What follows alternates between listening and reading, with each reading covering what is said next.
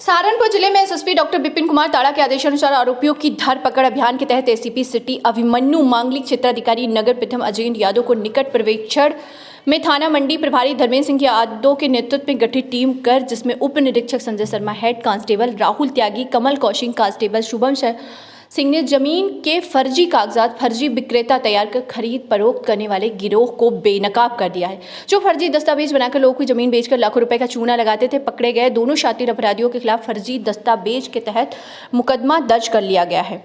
गिरफ्तार आरोपियों से पूछताछ की जा रही। वहीं पुलिस गिरफ्तार आरोपियों की कुंडली खंगालने में जुटी हुई है, जिससे यह पता लगाया जा सके कि आरोपियों ने इससे पूर्व में भी किसी के साथ फर्जीवाड़ा किया है।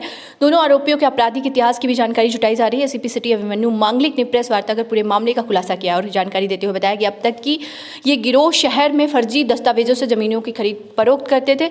जितने लोगों को ठगी का शिकार बना चुके हैं, इसकी भी जाँच की जा रही है। थाना मंडी में इस महीने जनवरी में 2 मुकदमे लिखे गए थे, 4/23 और 6/23।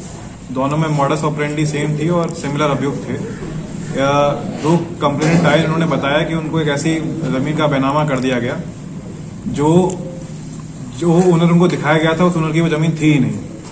तो ये 2 प्रॉपर्टी डीलर हैं वहां पे, आसिफ और जीशान, ये इस तरह का काम कर रहे थे। भोले वाले जो प्रॉपर्टी खरीदने लोग आते थे, उनको एक जमीन दिखाते थे, उसकी जो पिछली रजिस्ट्री है उसमें मालिक का नाम चेंज कर देते थे, उसी मालिक को, फर्जी मालिक को खड़ा करते थे रजिस्ट्री ऑफिस में और इनके नाम पर रजिस्ट्री करा देते थे। इसकी आड़ में पैसे ले लेते थे, ना उन्हें कब्जा मिलता था, ना उन्हें जमीन मौके पे मिलती थी।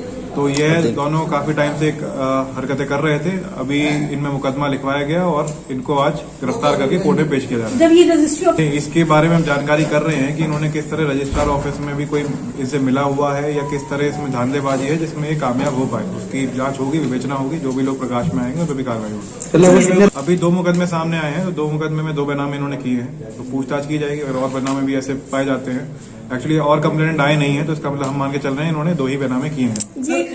जैसे मैंने आपको बताया, प्रॉपर्टी डीलिंग में काफी टाइम से काम कर रहे थे।